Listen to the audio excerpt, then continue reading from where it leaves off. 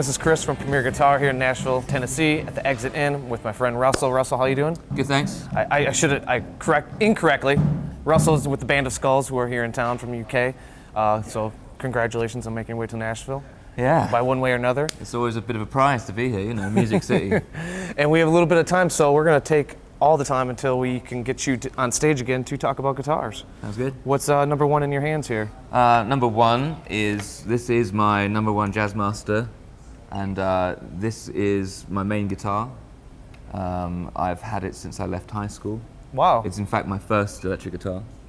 So was it a gift or was it something it you was gave like yourself? It was not, I don't know what the American equivalent is, but I didn't mess it up too badly, you know. It's high school, that is. Mm-hmm. This was the payoff. Oh, like a graduation present? That's definitely what we have. Exactly that. And yeah, and I've played it on all the Band of Skulls records, every show pretty much. Had a bit of time being out of service, and it's very heavily modified, so this is probably the most interesting one on that aspect.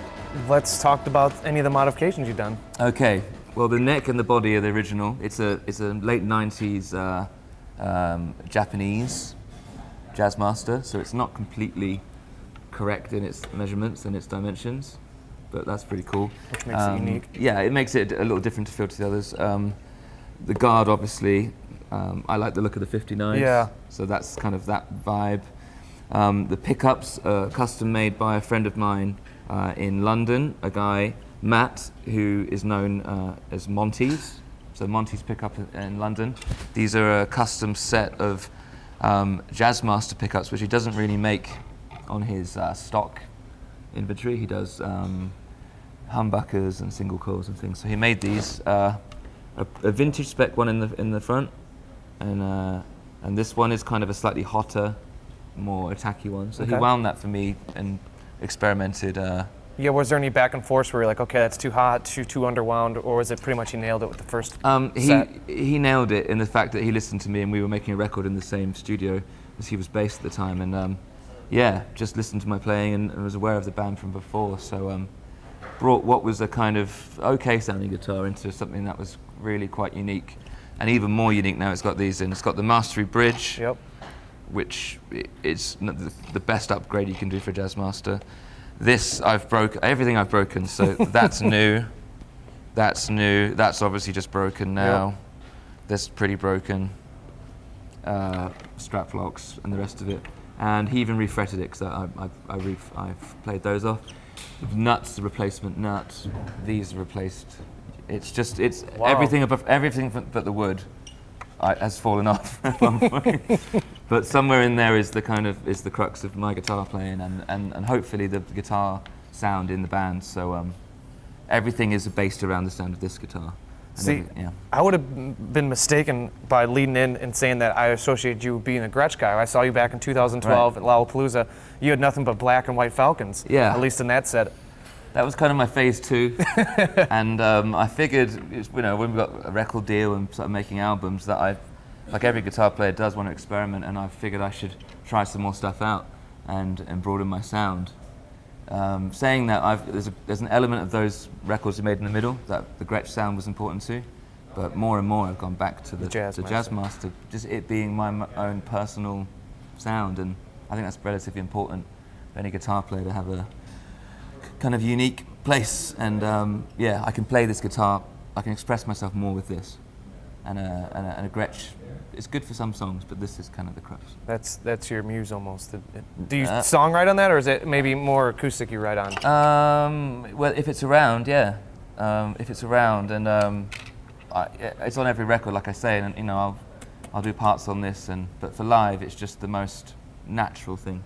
I've been playing it since I was a kid, so. It's at home there. Yeah, it's not anything special, but it's just a unique one to me. Cool. Well, let's keep going. All right.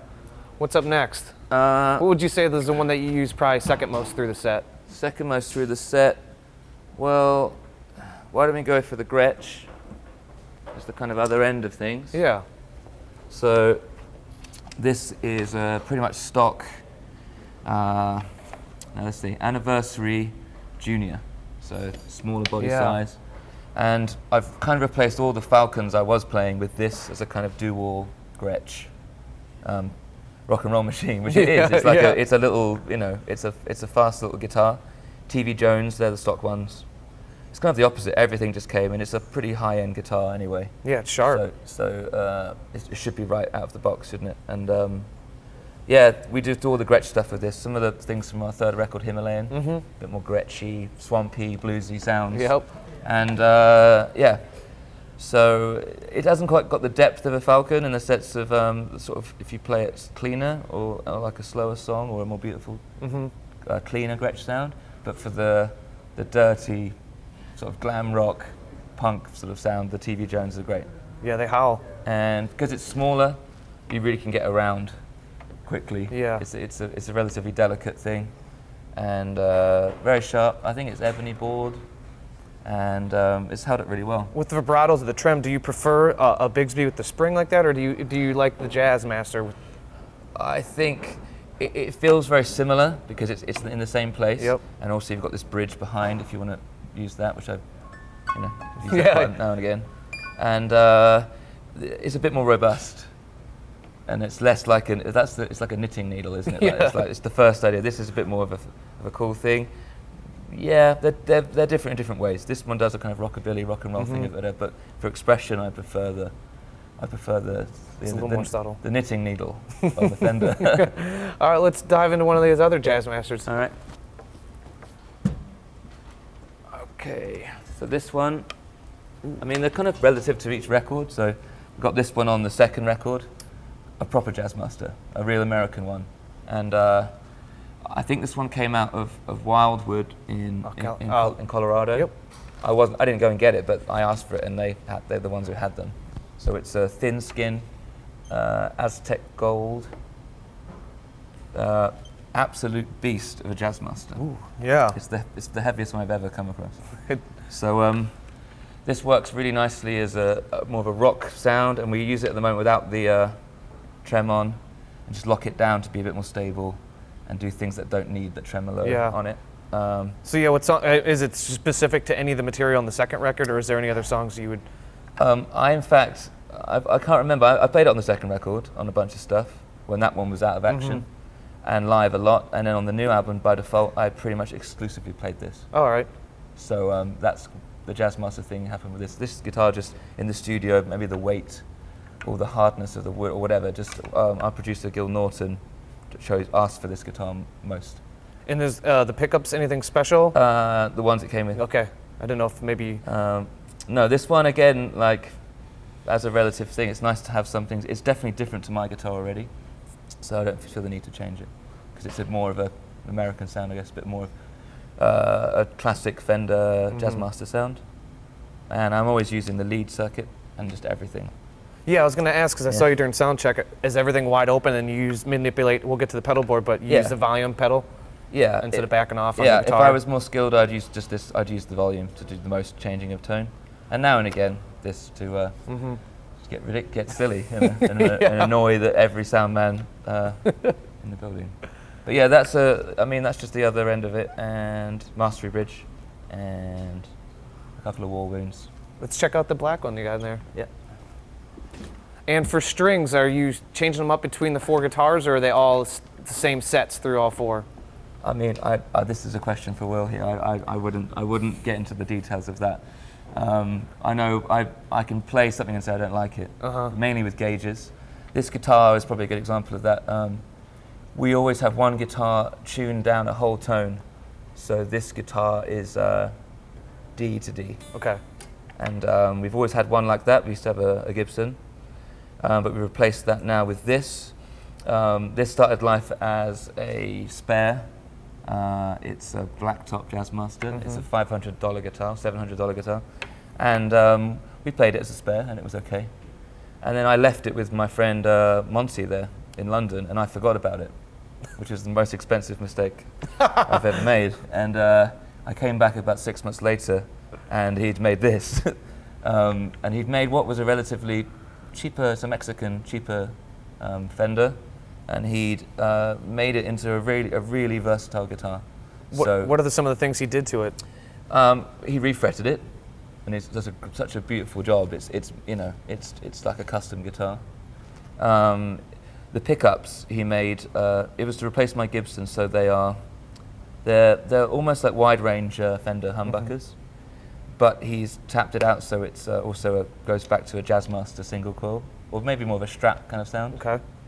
And that was the biggest thing, and it's really a little buzz stop in there, just as a bit of a different thing. Yeah. Which seems to help with the tension of the lower tuning. And I guess these are slightly, they're the same strings we go for now. Yeah, so we used to have the heavier gauge, but that starts to change the volumes and tones in the amp. So having 10s across the board seems to help that. Yeah, so I use this on a couple of songs that we've got in the drop tuning. And but such a range of songs. There's a song called "Asleep at the Wheel," which closes the set, which is the loudest thing we have. And there's also, we play a song called "Cold Fame" on this guitar, which is probably the most gentle. Yeah, as I say, it's a really quiet song. Yeah. So I have the guitar to be perfect on that song, and then I always forget and end of the night completely trash it. And, it's holding up pretty well. And this tour, yeah, it's holding up pretty well. But I'm trying to get some life onto it. Looks like you're trying to get Monty some more work here. Yeah, sorry about that, Matt. If you could just buff these out. The paint's so thick on it, so the less paint the better. Yeah. So we'll get there in the end. But it's turned into it's a good example of what you can do with a cheaper basis of a guitar. And I don't mind throwing it around because I know it's not worth thousands of dollars. But the pickup's probably worth more than the guitar. Are you throwing around your first one? No, I used to. No, not anymore. I just let them have a little bit of life. Yeah. And you've got to have fun whilst playing and not be too precious. Yeah. I completely agree. They're meant to be played. So yeah, this is probably one of the newer additions, and I think it will stick around for a while because it's so versatile. Yeah. Right on. And how about we talk to amps right here to our left? Cool. You got Vibro Kings. So what got you turned onto these? Vibro Kings. I had a conversation with a good friend of the band, Ed O'Brien, Radiohead. Ed O'Brien. Just name dropping. Yeah, well, it's the story of these amps. And he, because I was on DeVille's when we first started out, so the first record was on a DeVille, and he had they were doing a record, and he got one of these, and he was banging on about how great it was. He got the whole stack, and I just about got the first combo because they're not the cheapest amps in the world. No. And for a while there, I used a DeVille and a Vibro King. Say on the second album, that was the sound.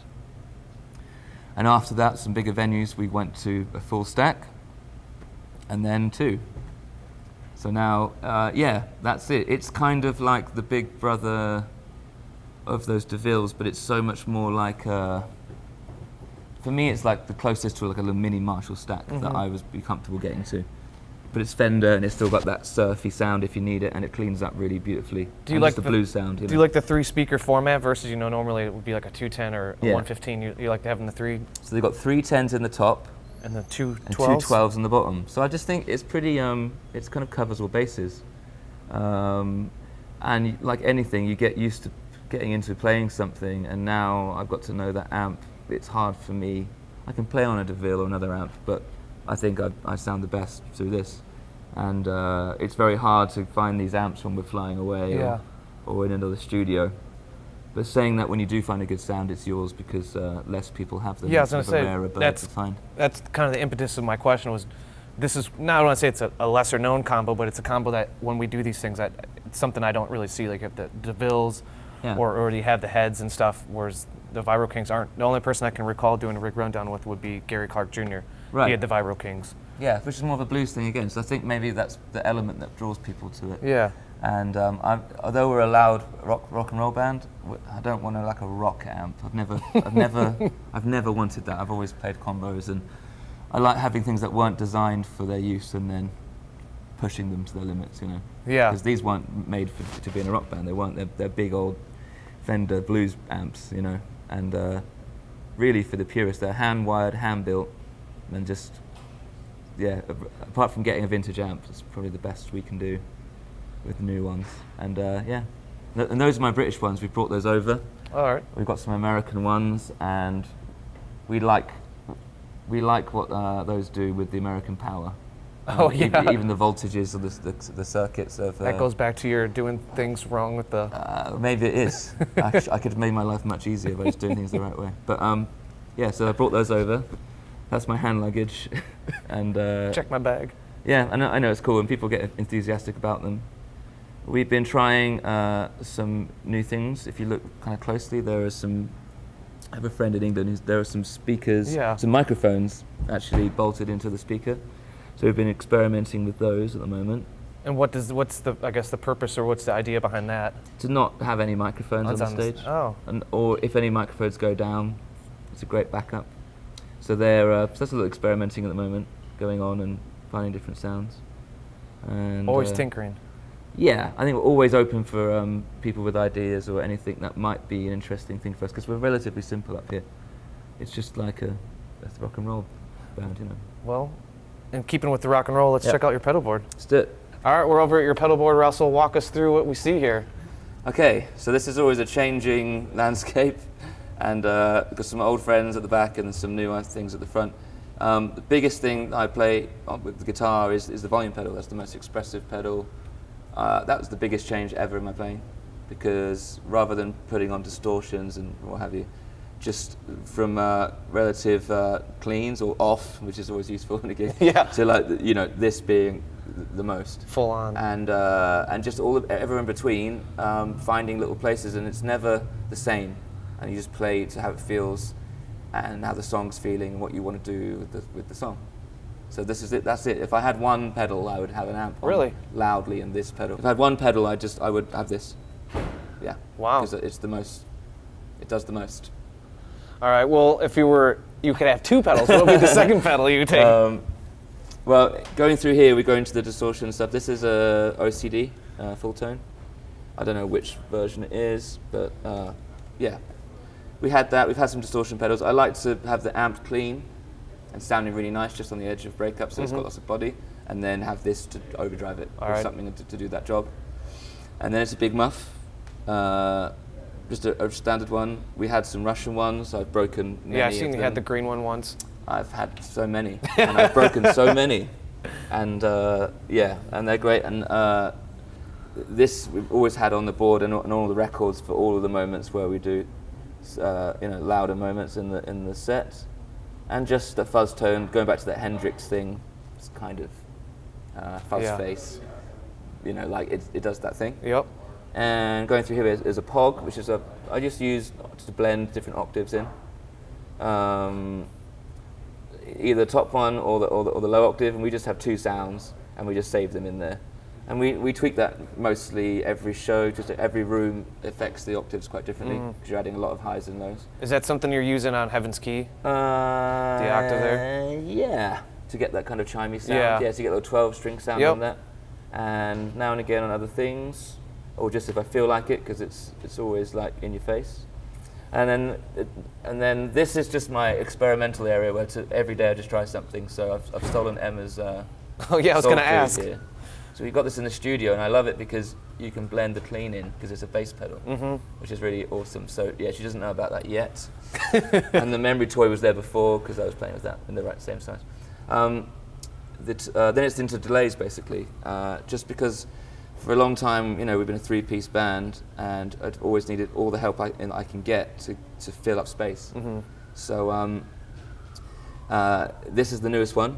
And the one I'm into at the moment, which is the El Cap, and really musical, really tapey, and yeah, I just love it. I put that on all the time now in the show. That's probably the one you use the most? It just spreads everything out, but it's not harsh, and it's really musical, I'd call that. And so that's on some of the new songs, Love by Default, and loads of other stuff, So Good, just to put a different scene onto the songs. It really takes the guitar out of the front of the mix, so it's great for like intros and middle eights and outros, etc. So I use that all the time. This guy does a song called Diamonds and Pearls, which is just a quick repeat echo, because this guy used to do that, and it has candy for switches, so that doesn't work. So this guy does that, and it's a boss, and it's solid, and it's all taped up, so it does the same thing every single day. Yep. And then out here, this pedal I got on the second record, and I do lots of sort of more Space Echo type things on that. It's really tweakable. We can do loops on this. There's reverse echo as well, use that on a couple of songs. And again, you can preset or everything, so we change that now and again. But this is like the experimental one to get down and play with your hands. And this guy is probably the other pedal I would need to have. This is a Dan Electro Real Echo. I apparently they are discontinued now. Yep. But I used to use it for all the delays and move this guy around here. But I just use it now to make very long drones, long delays, and then you can stop it and play over the top. So I use that to make drones under a bunch of the songs, which is another thing, which is a feature of our band. And it's got a sound which I can't replicate even with something way more expensive. It's got its own unique character. It's almost like a Strymon's too good of a delay, where like the Dan Electro, you know, it has its quirks. It's just got a sound. Yeah. It's one of those pedals that has a sound, and again, I've been through a bunch of those as well. And there's a bunch of dead ones kicking around, those spare parts. So yeah, if I can take two, I'll have these two, please. And just allow and then the Jazzmaster. And then that one guitar, if I have really had to, yeah. And then on this tour, we've just got tied up a little bit, and we've got this gig rig, quartermaster down here, just to stop me destroying all the pedals in the show by stomping on them. That's how they've all broken. I've gone through the big muffs. So we're having fun with this at the moment, messing around with the combinations, and I've actually started using my foot to press down two. Rather than having patches, because you can have patches, but I get confused with that. I like it still to be like old school, you know? Yeah, it's still organic like that. So I like to I've yet to do 3 at a time, but I can definitely hit 2 with my with my feet. I think if you go for 3, you might be breaking the gig rig too. Yeah, so that's been fun, and obviously I need some help finding the most important ones. Yep. So Will send me some messages. Today they're quite polite, but often they can be quite impolite. So yeah, that's about it. And we always try new things. Always. Every new song, we always try new things. But the staples of our setups stick around. And there's a tuner for some reason. I haven't tuned a guitar in about 3 years. I don't know what that's just a lucky charm. That's just there so we can say it's there. I have no idea. Is that a tuner? Yeah. Okay. It's a tuner. Russell, thank you. We're going to talk to Emma now. Thank you very much, man. Thanks. Appreciate it. Thanks. All right, we're on the other side of the stage. We're here with Emma. Emma, how you doing? I'm good, thank you. Yes. You were going to talk to us about your precision basses. I want to know all about this Antigua one.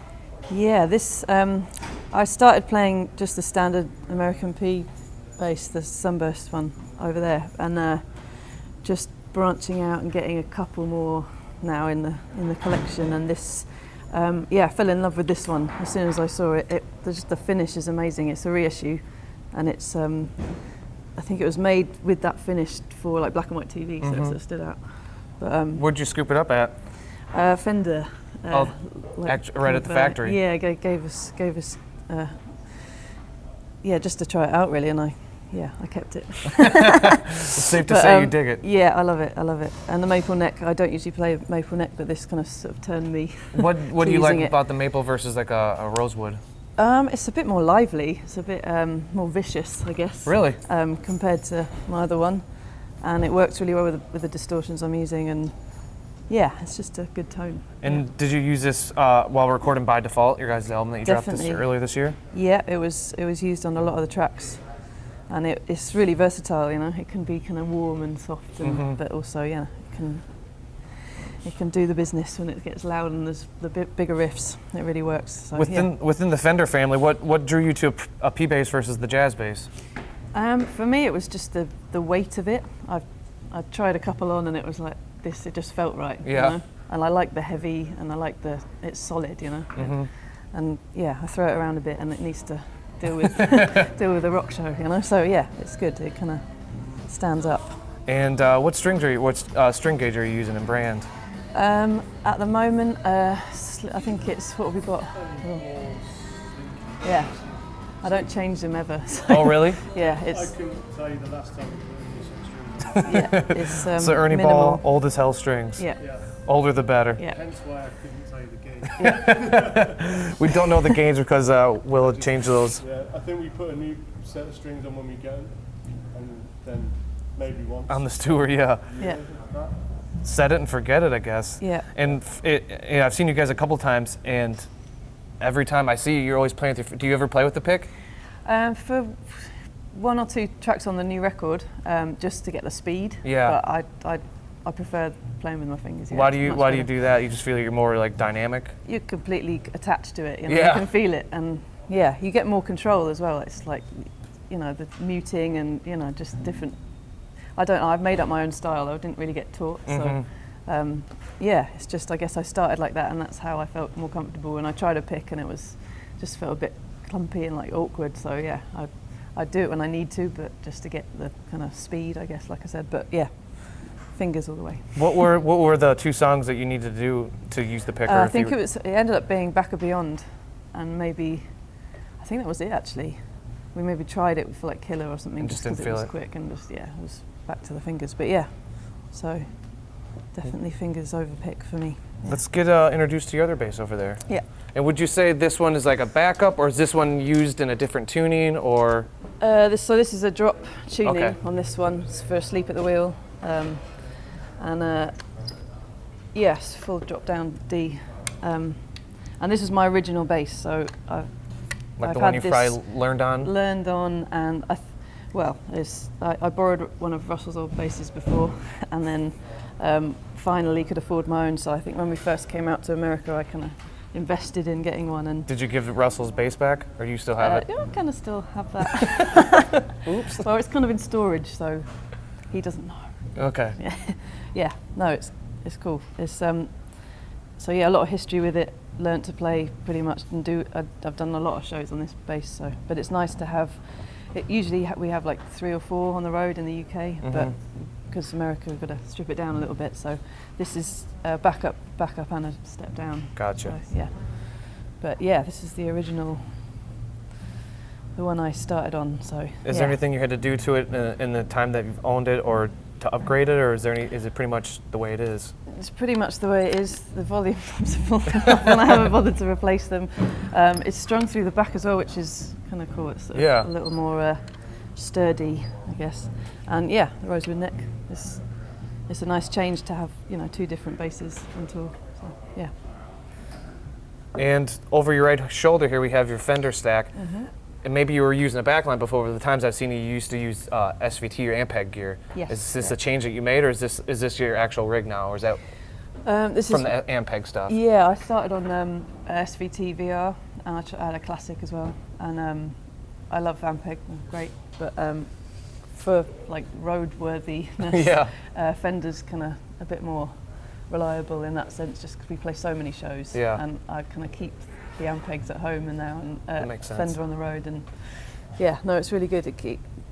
It's just to have that kind of. I play with a kind of a warmer, dubbier tone, and then use the effects to kind of boost stuff rather than using. Because that's a tube head, right? I mean, Yeah. it's super bass with 300 watt. Yes, yeah. So yeah, I'm on the vintage setting usually, and then let the pedalboard do the work. Gotcha. But yeah, no, it's great, really reliable and just a great tone, really good. How long have you Great been amp. using that with the Fender Super Bassman? Over a year or 2 now. Oh. Yeah, and it's great. It's just it does what I need it to do. Excellent. basically. Yeah. Well, let's see how you push things into the extreme and check out your pedal board. Emma, we are at your Stomp Station pedalboard extravaganza. Talk to us about what you're using. So I've got a couple of distortions. Basically through the records, I've either changed or added distortion pedals. So I started with a tuner, basically, for the first record. Didn't really have much distortion at all. And then started using the bass Big Muff Electromonics, which I've swapped out now for the Hot Cake, which we were using for a lot on By Default with Gil Norton. We were using that and like Marshall amps and stuff to get different sounds. Yeah. Using kind of amps as pedals in a way, which is kind of cool, which is really what we like doing. Well, I like doing with the bass rig. So yeah, the Hot Cake's awesome as a distortion. keeps the kind of low end, and yeah, it's got a good growl to And it works well for bass being a guitar pedal, you feel? It's brilliant, yeah. Yep. I kind of prefer it, you know, to the Big Muff for certain songs. It kind of works better. And then the Bassmaster for Asleep at the Wheel, with the drop tuning, because it's quite a kind of it's kind of more of a gritty, high-end kind of distortion. So with a kind of drop-down tuning, it kind of lifts that out and gives it a bit of power. And then the octave, the Pog 2 octave pedal and this AB split, I use it running through the DeVille amp, which is tucked around behind the back. So that's like a pedal for me. Yeah, I thought I heard something different when you kicked it down during sound check. Yeah. So basically, me and Russ are kind of, when he takes a solo, I can then back him up with a bit more volume and keep that to sort of sound full. So I can use that as a pedal really. So it's sort of one setting, and it kind of goes on for a bunch of different songs. And so it's kind of interesting to us that in between the kind of guitar and bass range. Yeah, kind of like overlap. I can kind of go up and he can come down, and we can, it's kind of the three-piece. It keeps it kind of exciting. It keeps everything full. Yeah, definitely. So it's pretty simple really, and it's less to ballet dance around. Yeah, and you can put it in a carry-on. Indeed. Well, we try. Emma, thank you very much. For Emma, Russell, myself, Chris Kies, Premier Guitar here at Exit In Nashville, Tennessee. Don't forget to sign up for PG Perks, your all-access pass to exclusive gear giveaways and discounts on PremierGuitar.com.